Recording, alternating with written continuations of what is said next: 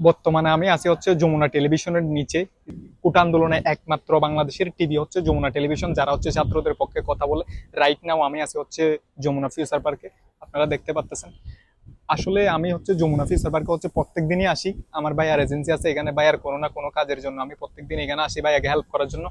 একটা কথা হচ্ছে আজকে বলতে চাচ্ছি, সেটা হচ্ছে যমুনা ছাড়া বাংলাদেশের কোনো টিভির হচ্ছে কি সাহস নাই।